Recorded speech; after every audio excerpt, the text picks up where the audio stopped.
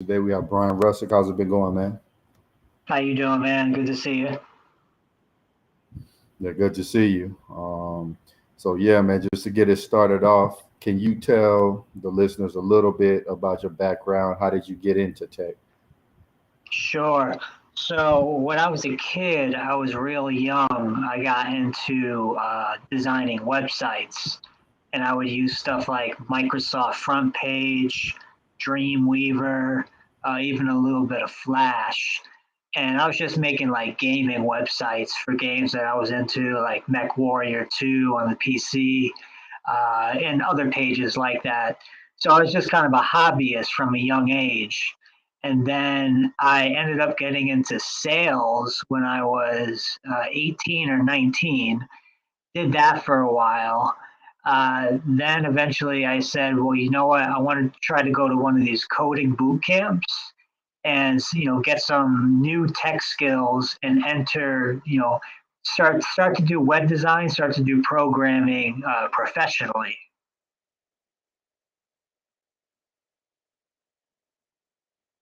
Gotcha.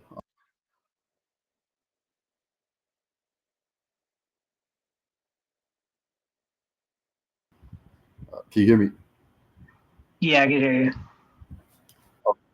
Okay, yeah. So basically, I just wanted to know what was the criteria for selecting the boot camp that you chose. I wanted to do something in software development. I wanted to learn something that where it didn't necessarily have to be web design, where you could be programming for different types of machines or different consoles. So I wanted to learn Java specifically. Okay, so you wanted a little more versatility than the typical web programming. Um, That's so what correct. was the name of the boot That's camp correct. that you joined? Oh, it's called the Software Guild. Okay, the Software Guild. So was this an in-person boot camp or was it like classes were held online or how was that? Yeah, no, it was all remote. Okay, and do you feel like the boot camp prepared you for what you were going to experience in the industry? Not at all. Not at all. So, like, what were some of the good points of the boot camp, and where did they kind of fail to prepare you for the industry? I just felt like we weren't learning enough to where I'd be able to do it professionally. I mean, we learned Java Spring, we learned SQL, and I just felt like, well, the instructor said when I was finishing the school, he said, oh, you're going to want to go out and learn React and Angular because that's mainly what they're hiring for now. And I'm kind of sitting there like, oh, great. Like, what the hell did I learn Java Spring for when I'm not even going to get hired as a Java engineer?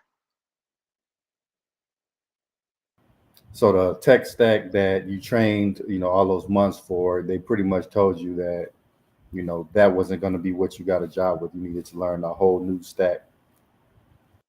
Yeah, I mean, they said you could apply for those jobs, but the instructor was pretty much getting at the fact that, most of the jobs are Angular and React, which he was right. When I started looking, there wasn't as much Java, or if there was Java, they didn't want entry level. No Java wanted listings wanted entry level. They wanted people that were mid level or senior. So the entry level positions that I did see, those were for Angular and React. So he was right about that. Right. So, you kind of did get a taste of like how your skills have to be almost like a perfect match for the current market. And if not, then you're going to have to like learn a completely new tech stack at the Oh, drop of a totally. dime. Yeah, totally. So, like coming upon that realization, how did that make you feel about the industry? It didn't instill much hope. I have to say, I was kind of coming in at it from a negative headspace, just because I felt like the school prepared me for the school basically did not prepare me for the job market. I felt. So like after you graduated the school, how did you teach yourself React, Angular, whatever front end you learned, and how long did it Sure. take you before you could apply for the job? Yeah, so what I did, I took some Udemy courses on Angular from that guy, Max. I think he's German or something like that. Uh, I took one of his Angular classes on Udemy. Then I took, I think, two React classes on Udemy. And I was putting projects up on GitHub just to show that I was, working on these frameworks or libraries. And yeah, so I did that for probably a couple of months, and then I was still applying, but I wasn't really getting many interviews. So that's when I decided, you know what, I probably should try to get an internship. Someone had recommended to me, hey, you might want to get an internship to actually get hired in tech. And I was like, yeah, but I'd rather a job that pays money. And this guy was like, well, you need the experience, so just take an internship. Okay, so yeah, you pretty much learned early on that if you didn't have experience, then it would almost be impossible to get a job as a junior. Oh yeah, yeah, exactly. If I didn't have experience working for a company, I was not going to get hired by a company. So how did you actually go about getting the internship? I just kept applying, kept applying, kept applying. I think the internship I got came from Angel List.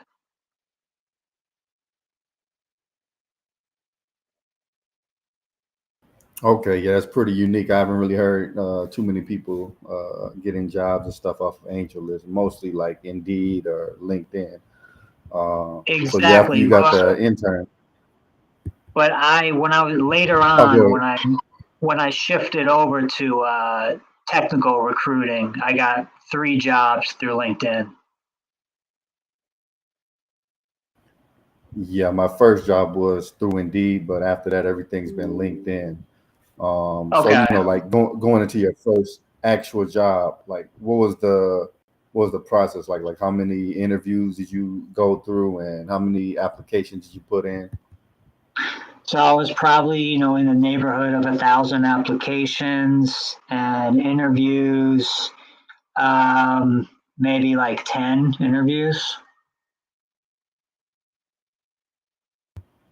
Okay, so yeah, I think that's something that people new to the tech industry they don't necessarily expect is they got to put in so many applications because the industry Oh was so yeah, hyped and it looked like yeah. So so it's like in like terms of salary.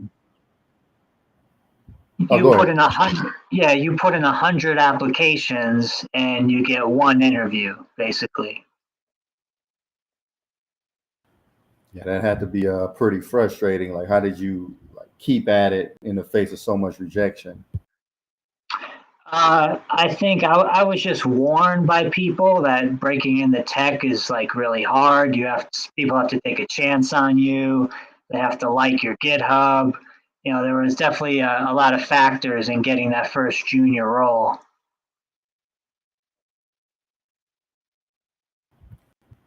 So aside from just like pure technical skill, what were some of the other factors that stand out to get that first job? The first job I got that was as a React engineer.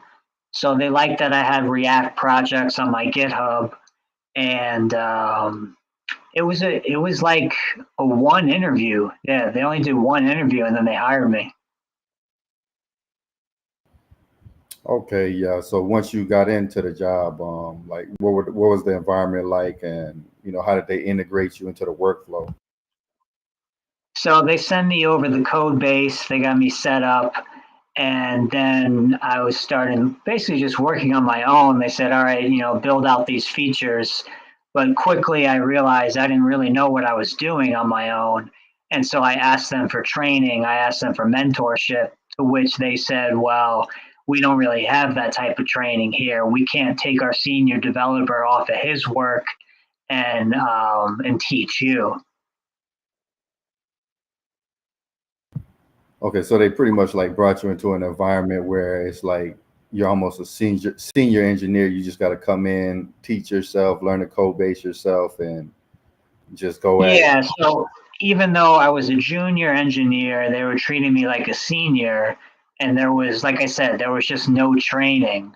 When that wasn't, when I interviewed, they didn't mention any of that. They didn't say, okay, we're going to throw you into our code base and you just have to start from day one. They never said that. So yeah, how did it make you feel being tossed into the middle of the battlefield like that with no real support? It felt terrible. It really, yeah, it felt terrible. And then basically, I told them, I'm more of a UI developer, and they said, okay, well, we can have you work on Figma, which I had never worked on Figma before. And I said to them, you hired me to do React. Why am I going to do Figma? And so, I mean, I think at that point, I had gone through the whole hiring process. They didn't want to see me go because they'd have to do it all again with someone else. But after 2 weeks, I quit. I just said, look, this isn't working out.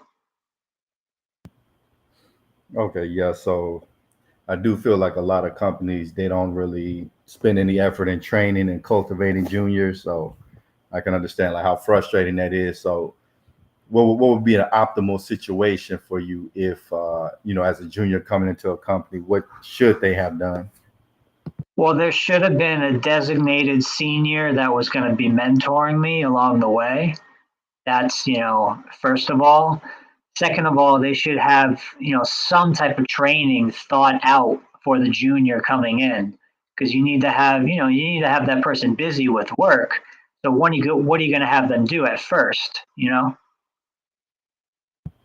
Right. So okay, upon leaving that job, like what was your mentality and like how did you make your transition into whatever you did next? Right. So just in terms of programming, it left such a bad taste in my mouth that I decided, okay, I'm not going to do programming anymore. I don't want to be treated like this as a junior, you know, coming in as a junior, being treated like a senior. I didn't want to go through that again because I figured, well, it happened at one company, it might happen at all these other companies too. No real way of knowing, but I didn't really want to chance it. So I said to myself, well, I'd like to stay in the tech industry, but I'd like to go back to doing sales because I did sales before I was a programmer. So I decided the best way to do sales would be to do technical recruiting because from people I had talked to, recruiters I had talked to, they basically made it out to be that it is pretty much a sales job. You're hitting quotas and things like that. Okay, yeah. How did you actually make the transition? How did you get your first technical recruiting job, and how do you sell yourself as someone who could do it? Yeah, the first company they took a chance on me because I had no technical recruiting experience up until that point. But I think they thought I had a good phone voice. They thought I had could build a good rapport quickly with the client. And so yeah, I think just generally they liked me, and they didn't even bring me in as a junior recruiter. They brought me in as a regular technical recruiter. So I think they had high hopes for me. Interesting. So what was that experience like? Like what did you like? How did it similar to the other the first job?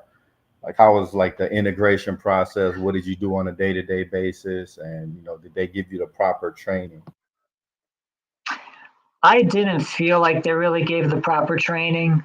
They had different ways of doing trading where you would uh, join in on someone else's call and you'd be listening in on another technical recruiter while they're talking to engineers.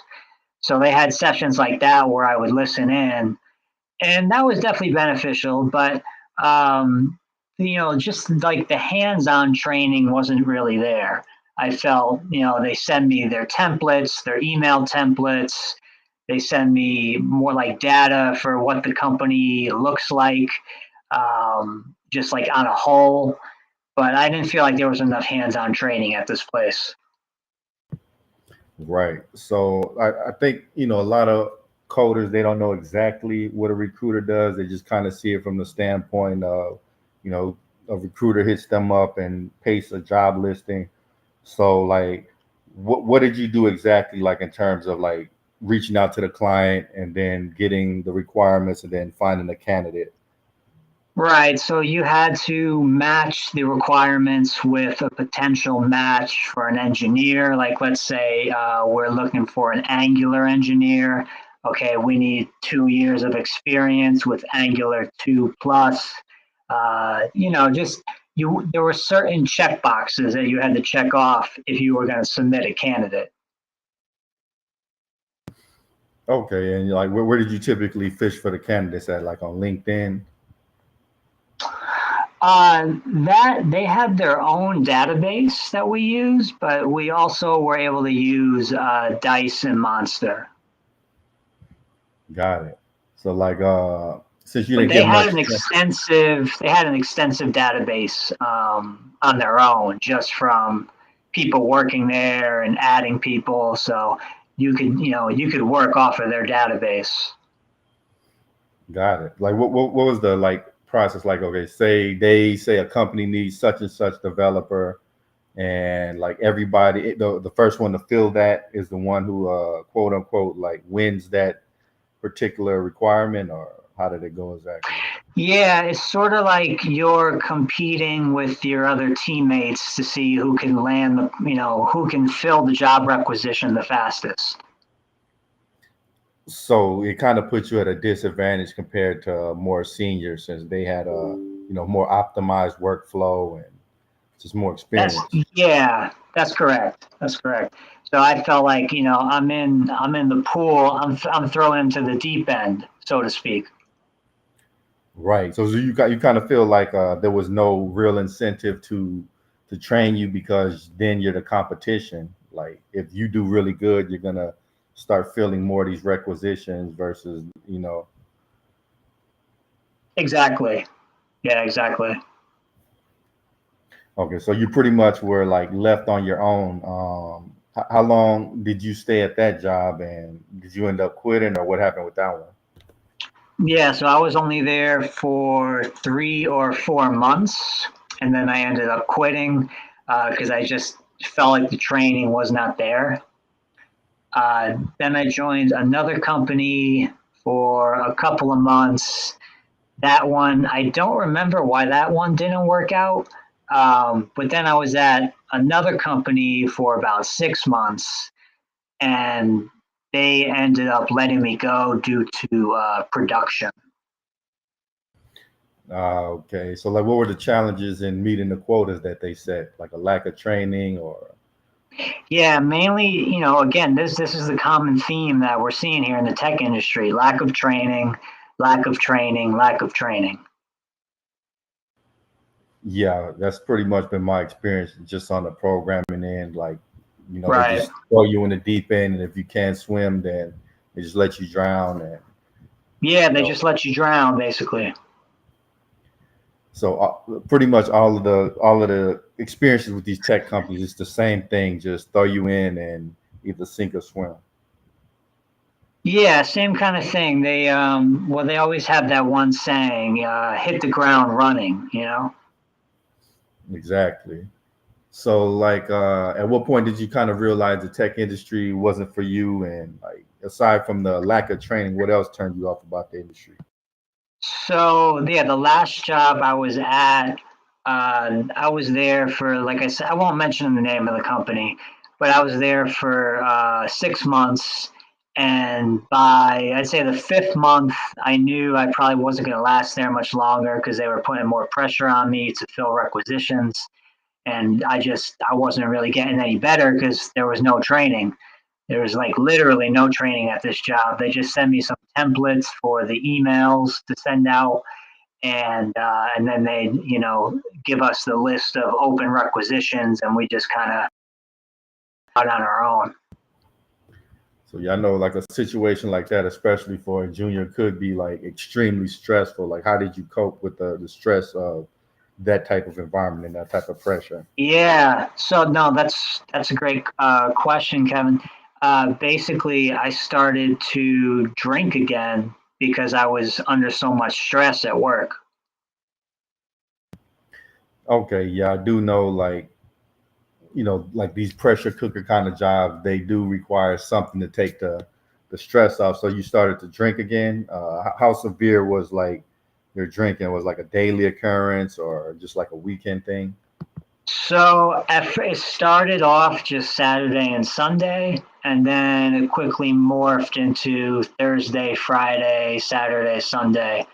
So more than half the week. And I was drinking gin, and I would drink 6 shots at a go. Okay, so this is something that kind of turned into like maybe a more hardcore drinking thing, like more like an addiction versus a casual weekend Oh thing. yeah, no, it wasn't. It wasn't casual at all. I was drinking to get messed up.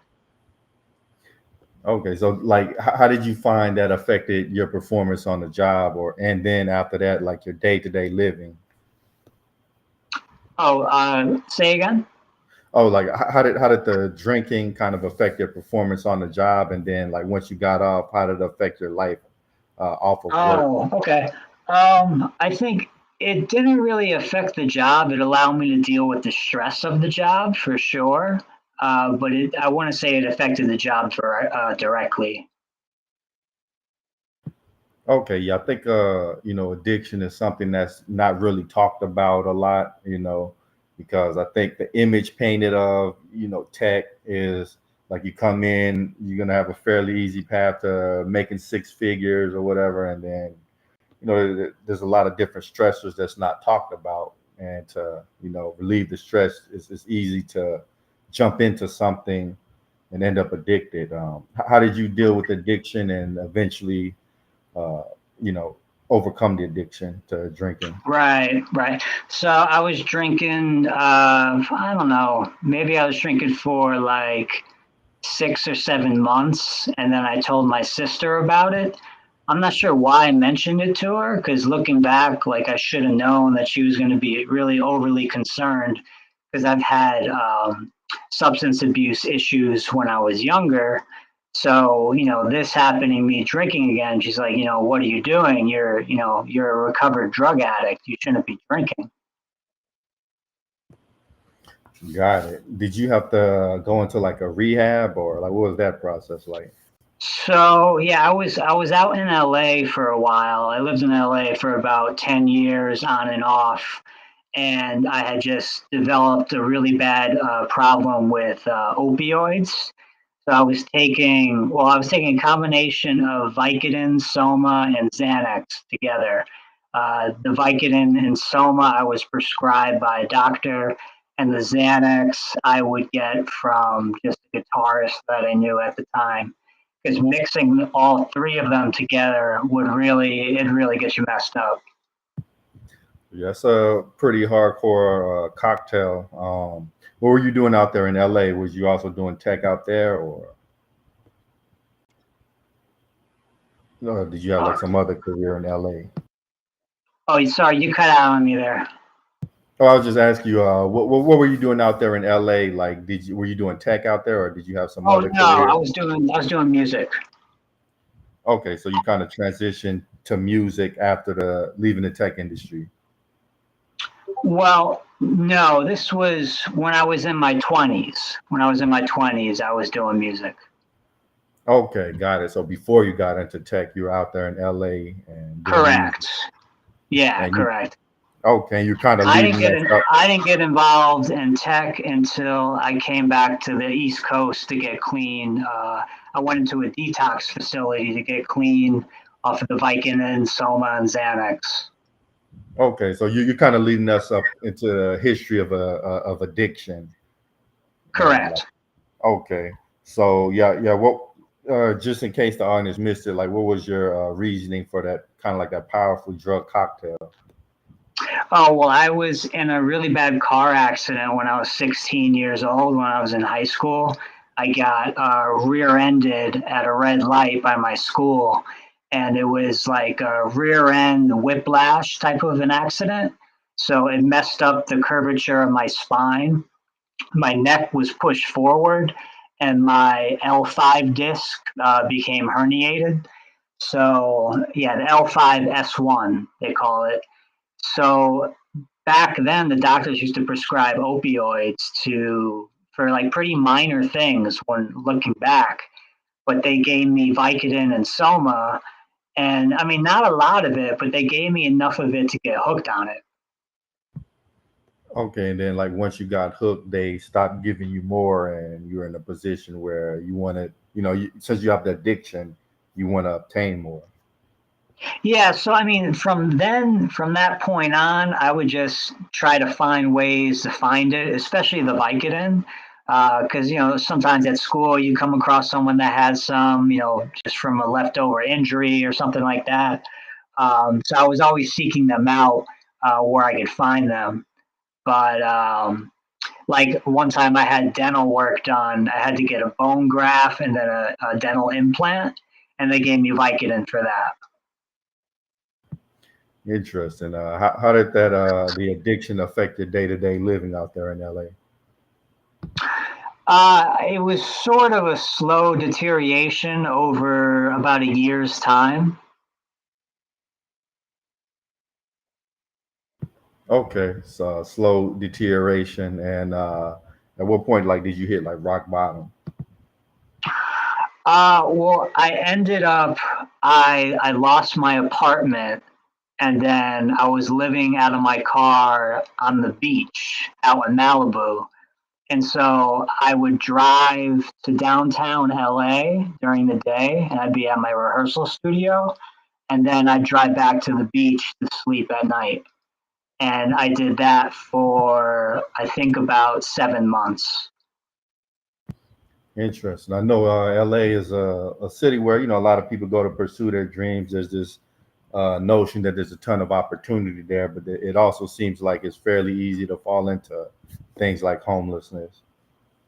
Yeah, I mean, there's not enough opportunity. People always say, "Oh yeah, you do music, go out to LA," but you get out there and then you're like, "Okay, well, who do I talk to? Where do I go? How do I get things happening for me?" Right. So, living out of your car, what was that experience like? Like, was it like scary? Like, you have to worry about people breaking in at night, or how was Yeah, that? well, luckily, way out by Malibu, I don't think there's much crime over there, and they had police that would patrol around the area probably once a night. So you felt fairly safe, but of course we're parked on the side of a highway, the PCH, they call it the Pacific Coast Highway, the PCH. So we're all parked along there. So it's a little scary being parked on the side of a highway. Right. So, like, say for things like taking a shower, etc., or did you just get like a gym membership and use the shower facilities in there, or like Oh yeah, oh great question. What I started doing was I had a credit card that has a significant limit on it, and I started getting Airbnbs. okay. So, yeah, I kind of feel like a lot of that is going on now as, the economic environment tightens, people are getting credit cards and using that to kind of survive. Yeah, I think there's a lot of that going on right now. So, yeah, so you were homeless, you said, for about 7 months, correct? Yeah, just about 7 months, and then I moved. Finally, I listened to my mom, who wanted me to come back and get clean. I agreed to enter a detox facility in Connecticut. Gotcha. So there were some actually pretty interesting experiences out there in LA prior to you moving back, correct? Yeah, a lot of stuff happened out there. Definitely got involved with some of the wrong people. Like I said, I ended up getting addicted to Vicodin, Soma, and Xanax. But I also was abusing psychedelic mushrooms out there and drinking ayahuasca with these people up in the Hollywood Hills. Interesting. So, I know a lot of people. like they might wonder like how do you end up like doing something like ayahuasca or mushrooms? Um, like is it peer pressure or like what kind of drove you to trying that out? I think I was just, I think I was a little also just running from emotions. Gotcha. How did you end up meeting that crowd that was engaged in those particular things? Oh, the people with the ayahuasca. Correct. Yeah. So them, I met through this guy who he had a studio in the arts district of down with like 5 or 6 different people. And some of his friends were coming back from that thing Burning Man that goes on once a year, which is like a big party festival kind of thing, very psychedelic. So there were people coming back from that who were going to throw an ayahuasca ceremony. And so my friend told me about it. He's like, "Do you want to go?" And I said, "Sure." I've heard of ayahuasca. I'm interested to try it. So I'd be down for it. Okay, so you upon trying it the first time, what happened? What was your experience like? I would say very traumatic because it's a very strong hallucinogen. It has DMT inside of it, so it's this really strong brew of a psychedelic mixture. And to me, it made me hallucinate really heavily. I remember at one point I heard someone else singing, and I felt myself in their voice. To just give you some kind of context of how far out you would go on these drugs, you would have out of body experiences. Okay, yes, it does sound like relatively traumatic. So after you tried it once, did you completely stop or did you keep going? No, so that that's the funny thing. I kept going with it, so I got invited to another ceremony that was happening in Topanga Canyon, part of LA, and so I went to that one, met some more people who were doing it, and just kind of got, I don't know, roped in almost. This guy who lived in the Hollywood Hills, he's like, "Hey, we do this probably about once a month. We have practices for the songs once a week. Would you be interested?" And I said sure. Because at the time, um, I was interested in ayahuasca just as a exploration tool. I was interested to see what kind of trips I could go on because I had been using mushrooms up until that point, but I wanted to, test the waters with something stronger. Okay, so once you started getting to the cycle of doing that, did you find it like it affected you mentally or? Well, yeah, so I did it for about a year. I tripped probably 8 times on ayahuasca throughout the year. And then it just got to the point where I didn't really trust the people that I was tripping with. And I had met some people that I really didn't want to be around anymore. And so I just kind of ran away from them. I blocked everyone on Facebook. Gotcha. So like what were the kind of the signs of like, okay, these are people I don't really want to be with. I don't feel safe around them. Well, I mean, I can tell you one instance. There was this woman who came from Canada, and she was older, and she said she had tripped on ayahuasca like 1,000 times, which I found hard to believe. But she said, "Yeah, I've tripped 1,000 times, and it's completely safe." And da da da da da. And I just got a really bad vibe from this woman, and I realized just the way that everyone was acting around her that there was a certain hierarchy. So like I realized that all of a sudden these people I've been hanging out with are actually in a cult. Oh, interesting. I know like a lot of those drugs are often associated with kind of like occult practices and spiritual exploration, quote unquote. Is that kind of like what was going on? Yeah, absolutely. Okay, so yeah, when did you how did you end up getting like just stopping ayahuasca, and what made you like say enough is enough of these hallucinogenic? Yeah, I guess, well, like I said, I met that woman from Canada and she just kind of really freaked me out. She was just really weird, one of the weirdest people I've ever met. And I did not want to be around this woman. She was going to be there for the next ceremony. And I just decided at that point I was done with it. And I remember calling my parents and telling them, I've been tripping on ayahuasca for the last year. They were really concerned about me. They wanted me to come home, but I decided to stay out in LA for a while longer.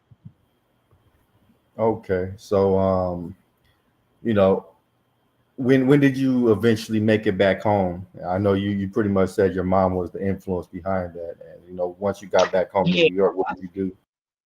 So pretty much eventually I found a doctor who was willing to prescribe me Vicodin and Soma, which is what I was addicted to previously.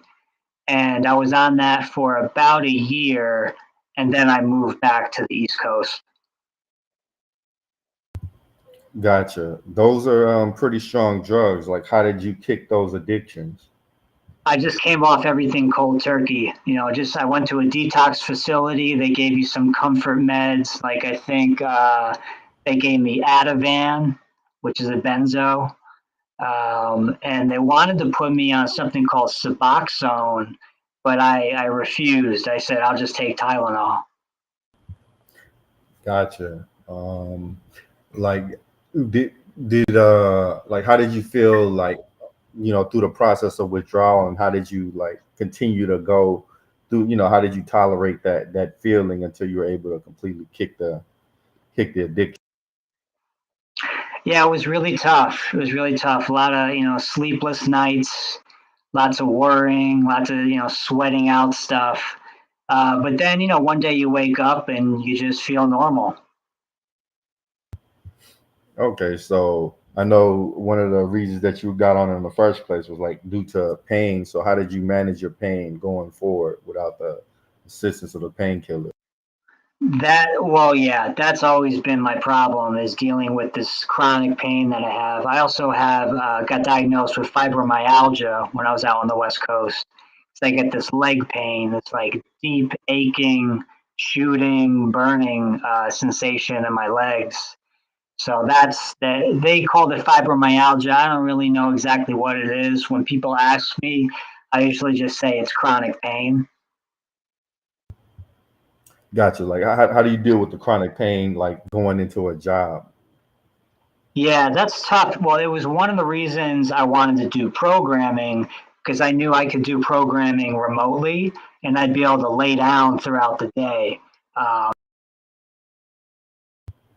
Okay, so that at was one of the home. gotcha. So that was one of the huge benefits is being able to work remotely, and that would allow you to lay down and help manage the pain. Correct. Yeah, I would have enough of a break. Okay, so like you mentioned like after the tech job, you got addicted to alcohol again due to the Correct. stress. So would you say like drugs is often a coping mechanism for a lot of people in the face of stress? I think it really is because I think we're thrown into situations where it's sink or swim. We feel like we have to perform. Like a lot of people do turn to drugs of some sort. So like what is a alternative to you utilizing drugs to like relieve stress? Like how do you relieve stress now since you're completely off of Well, yeah, well, to deal with the pain, I used to take Tylenol and Advil every day. I would take the max dose. But then at a certain point, my doctor was like, "You gotta come off these. This is bad for your liver, or it's bad for your kidneys, or your stomach. Just basically, it's bad for your internal organs long term to be taking max doses of Tylenol and Advil. So I stopped that at a certain point, and I was put on a mild muscle relaxer called baclofen, which helps a lot with the back pain. And I also take something called gabapentin, and that's for anxiety and back pain. Gotcha. So, once you left the tech industry, what was your plan then? Like, what did you like? How did you come up with what to do next? Well, I decided that, well, first I wanted to take a break. So I took a little break. And then I decided I was going to go back to doing music professionally and start teaching drum lessons again. So that's what I've been doing, for maybe since early last year. Okay, yeah. How has that been going? Not too bad. Not too bad. I enjoy the work. Right. So, what would you say is the importance of doing something you love versus pursuing something for the sake of money? I think, yeah, it's tough. I mean, I had my own apartment for a while and then decided, all right, let me move back in with family while I figure things out. And then I just decided to do work that, I wouldn't make nearly as much money as I would as being a programmer, but I can make enough money to pay my bills and, just live at home for now, just to be more comfortable, really. So that's what I've been doing. And it would be nice to get my own place again, but really, all good things in time. Right. I know a lot of people find it challenging, especially as they enter their 30s, moving back in with their parents. But I think it's almost a requirement for, this kind of economic climate. Oh, sorry, you cut out on me there, Kevin. Okay, no, I was just saying that like in this economic climate, for a lot of people, it's almost a requirement that they either get like a roommate or maybe move back in with their parents. But mentally, it's hard for them to Absolutely. process. Yeah, absolutely. I think there's a lot of people that have had to move back home. I say post COVID. I think COVID really changed the landscape of work, and a lot of companies have used that excuse to kind of trim the fat. Right. Yeah. Like just this economic climate is incredibly challenging. I see like so many people who are like open to work on LinkedIn. What were some of the things that you had to do to make money?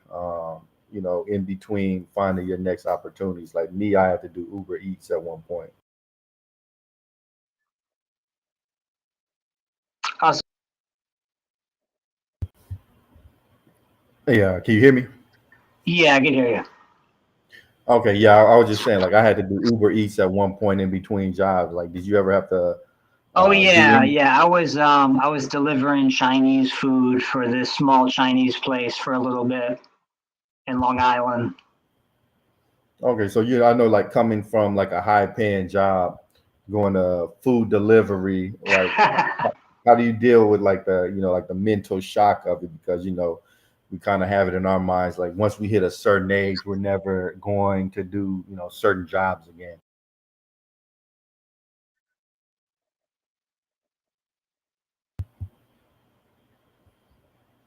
Yeah, can you hear me? I think you got cut All out. right, now I can hear you. Okay. Yeah, I was just saying like, like for me making like, like six figures in programming, like 160K a year now, I'm having to do like Uber Eats and stuff like that. It's kind of like a Right. big shock mentally. Like how did Yeah, you for sure. how did you get over the shock of having a fairly high paying programming job to like deliver Yeah, food? so I was when I was programming, I was making Chinese. I was making like $10 an hour plus tips. Right. And it's not sustainable, but it just brings in enough to, to just have a little bit of money. Yeah, I So mean it's like the bare, the bare necessities. It allows you to pay your bills, but not really much else, and you have to live with your family making that kind of money. right, I think it's kind of easy to get depressed and stuck in a cycle, because you have this idea of where you want to be by X age, and you Yeah. know you're in a completely different state. Like, how did you avoid, like getting depressed and just going into that self defeating cycle? So you cut out on me a little there, Kevin.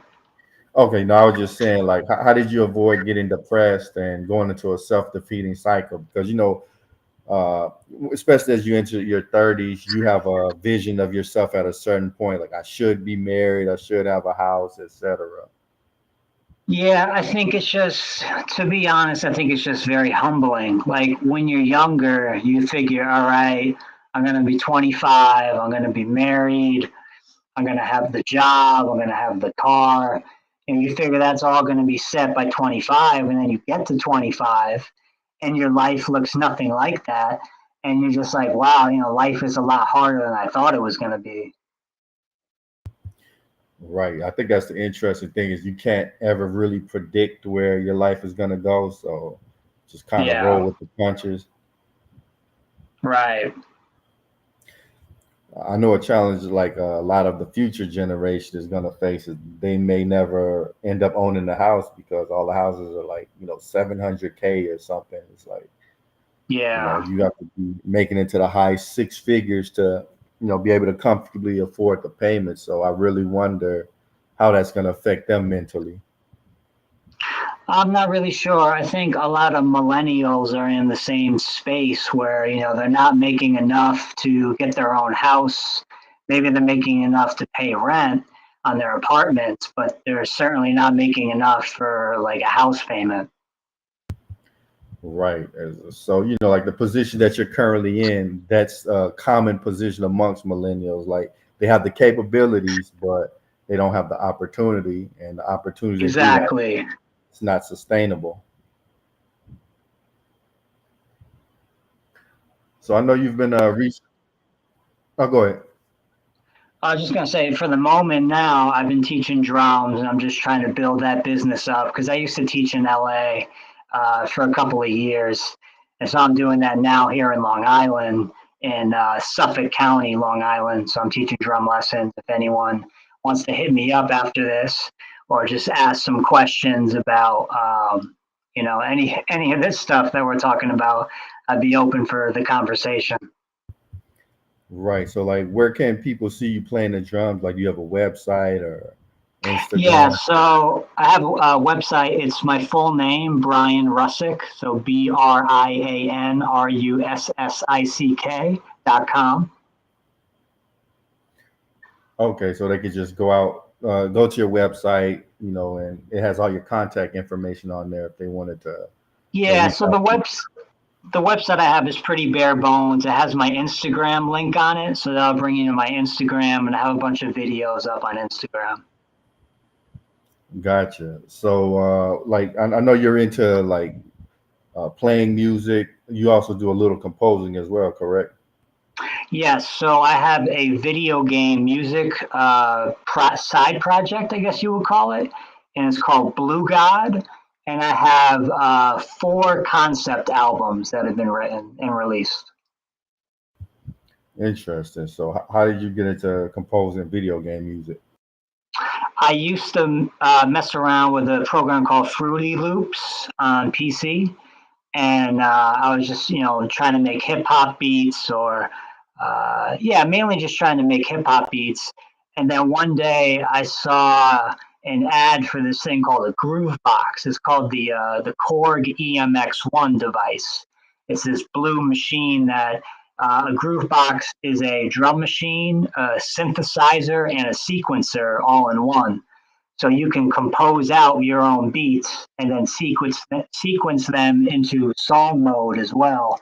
So you have full compositions written and playable from the machine. Interesting. So, have you ever thought about taking those talents and maybe working with an indie game developer to get your music in a game? Yeah, I would love to do that. I just haven't really taken the steps to get into the indie game space. I know a friend of mine who works in the game industry, he was saying, you should get business cards with a QR code where people would just scan the QR code and come up with your portfolio of music. And I was saying, yeah, that sounds like a great idea. And he said, get a bunch of the QR code business cards made up, and then start going to some of these indie game conventions. Yeah, that definitely sounds like a good idea. Is that something that's on your agenda? Yeah, it's something I want to get into doing. I got to design a business card first, but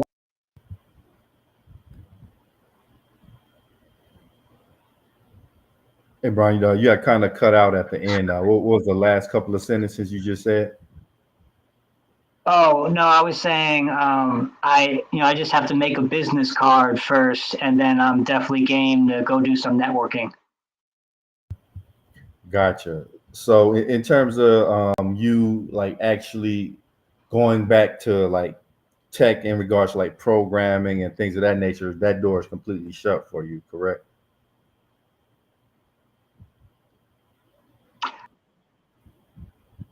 Oh, you got cut out again. What was the last thing you said? Oh, I was saying that door is definitely closed for me, programming. Okay, and like what makes it like absolutely closed? You just learn like this isn't for me. Like I just don't like it. Yeah, I found it too boring. It's like same kind of stuff over and over. You're doing the same kind of stuff, building the same kind of websites. I mean, I know there's a lot of different fields of programming you can go into. I mean, you can go into like cybersecurity. That's a totally different field. But I think my heart's just not in it anymore to give the effort out for it. Gotcha. Like on a closing note, though, I know there's kind of like a lot of hype that tech is almost for everybody. How would somebody recognize that maybe tech isn't for them, and what is the hype of tech that is misleading a lot of people?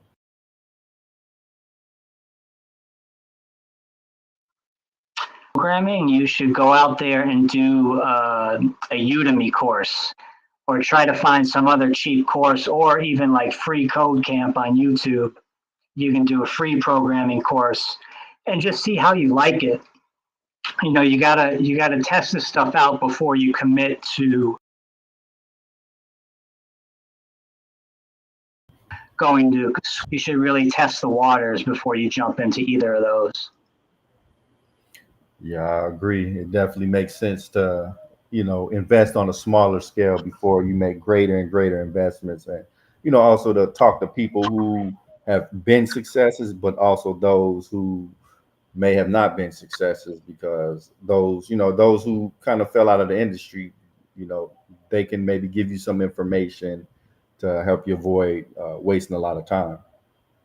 Yeah, I mean, and I hope that's one of the things that could be gathered from our conversation tonight is that, tech is not for everyone. And, if you are really interested in solving problems, then maybe it's for you. But if you get bored sitting at a computer for 8 hours a day, it's really not for you. If you need something else to activate your mind, like sales is very invigorating in terms of the mental stimulation, whereas programming is a very different.